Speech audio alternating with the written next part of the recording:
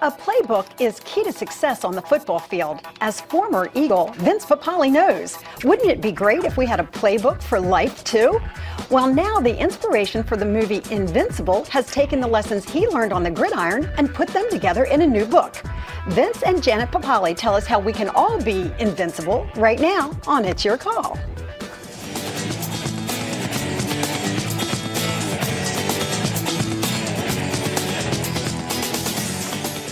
He has been called the real-life Rocky, a man who overcame all odds to make a childhood dream come true.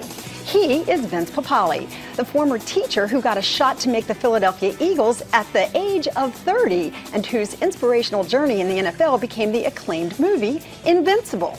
She is Janet Cantwell Papale, a former world-class gymnast who turned a career-ending injury into an opportunity to excel elsewhere. First on the diving board, then as a coach, and now as a successful entrepreneur. And they, together, are my special guest on this edition of It's Your Call. Hi there, everyone. It's great to have you with us. I'm Lynn Doyle. The book is called Be Invincible, a playbook for reaching your full potential. And in it, the Papales share their life experiences, including some major disappointments, in hopes of motivating others to be the best that they can be. Janet, Vince, it's great to have you here. Oh, it's great to be here. Thank you very much. So I'm very interested in learning how I can become invincible. What was You your already motivation? What was your motivation to put this book together? Well, you know, Janet has a great saying. Go ahead, say what you wanted to do. Hit the F5 button. Well, right? the F5 button, you know, we're all refreshing right now. The world's a different world than when we started out years ago. And it's if you don't refresh yourself and change who you are, you're going to be left in the passing lane. So is the key to becoming invincible and to reaching your goals to continue to hit that refresh button? Well, you have to do that in order to survive. You know that. I call it analyze, adapt, and achieve, and that's one of the chapters in the book, is that you have to see what's going on now, have your game plan, your adaptations, and then make it happen. But one of the motivations for the book simply was the movie has been out for 5 years. Can you believe that? Do I believe it? I can't believe it. Like just past Labor Day weekend, and I remember being in the studio on this set talking about this movie when it was first coming out, and it spawned a speaking career for me, and going out and talking all over the country, all over the world. And then recently, because of the economy, whatever, everybody's having setbacks, and the speaking sort of dropped off because the first person or the first thing that they're going to do at conventions or whatever, they're going to cut out the speaker, or people aren't going to these conventions anymore, so they're not having them anymore. So we figure, well, one way to sort of generate some interest is, well, let's come out with another book. So what's going to be the title of the book? And we messed around with the, you know, it's never too late to get into the game, you know, the playbook for life. And then finally it was Be Invincible, a playbook for realizing your full potential. And it first started out, was going to be mostly my speech in the book fashion, in the form. And then as I'm talking to our co-writer, Tim Vandehey, and as I'm talking to him on Skype, and he's out in Seattle, and then I said, Janet, what do you think? And she had just such great perspective and insight as to, on all these topics and chapters we're talking about. All of a sudden, she kicked me out of my seat, got in front of the computer, started talking, and says, you know what, I should be in this book. And we both said, you know what, you should be in the book. What's the purpose of the book? What do you hope that people take away from it after reading it?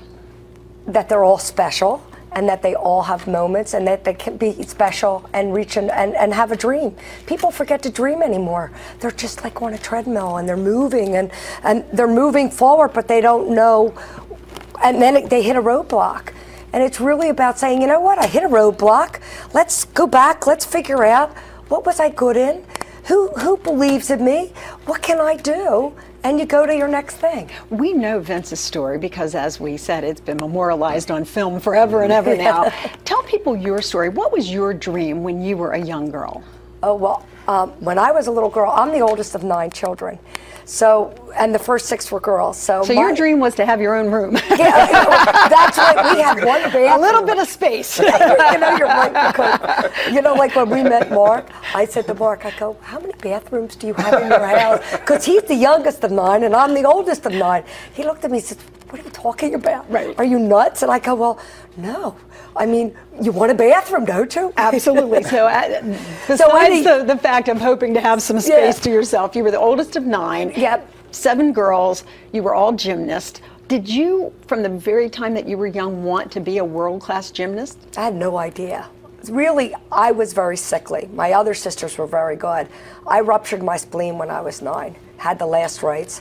And then I went from there, and I saw my sister doing this great gymnastics, and I go, oh, can I please do it? I want to do this.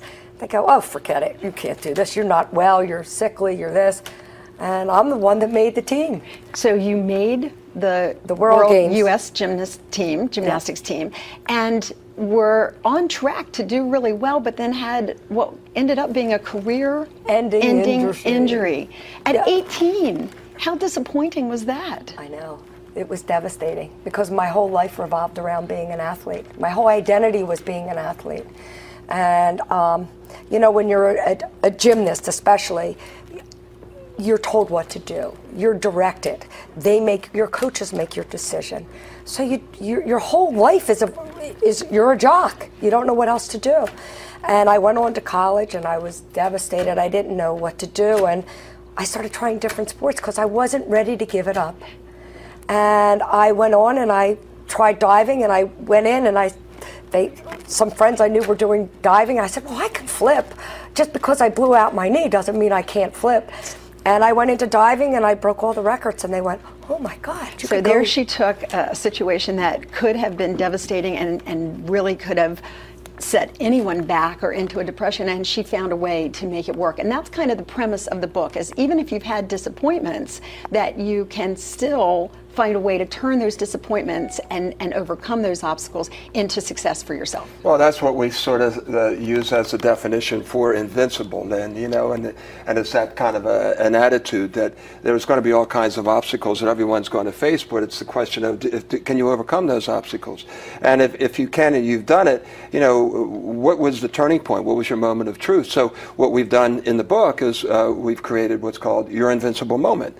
And we're playing around with you, you know, outside and say, well, what's your invincible moment? You know, and mine that I wrote about in the book, Janet told you, basically hers, mine was getting my track scholarship at the St. Joe's when things were falling apart at home with our family, and getting that education, which was really key. But one of the features in the book is having people telling their invincible moments. We're going to have one of our guests coming on, so let that surprise happen. But, you know, we've got a guy who climbed Mount Everest, Michael Ruzioni, a person who lost a leg at the peak of her career and now inspires the troops. Just tremendous stories, uplifting stories. You know, it's interesting because uplifting is the great way to describe these invincible moments that people shared in your book. But what about the people who are sitting at home saying, well, I haven't really done anything spectacular. I don't have diving records at Penn State. I didn't make the Eagles at 30 and become, you know, the subject of a movie. I'm just a regular old person who doesn't have an invincible moment. Everybody has had their invincible moment. And when I get out and speak, that's the first thing I say. It's what Janet and I had marquee value. But everybody in their life has had something that they've done where it was extraordinary, where people said it couldn't be done. And, you know, and get confidence and get control of your life to what you did in order to get through that. And a lot of times you have to revert back to your fundamentals. And that's one of the keys, one of the things we talk about. So all we want to do is have fun with it. We had a lot of fun with it. Give people hope, maybe motivate, and a little bit of teaching along the way. Okay, well, as always, we want to invite our viewers to be a part of our discussion. If you have questions or comments for Vince or Janet, you can go ahead and start emailing us now. If you're looking for a little bit of motivation, or that you feel that you're being held back maybe by some obstacles, you can share those with us as well. If you want to be part of it, you can email me at lynn@lynndoyle.net. And as always, you can always find us on Facebook, Twitter, and we'll be on YouTube as well. Are you looking for a playbook for a life?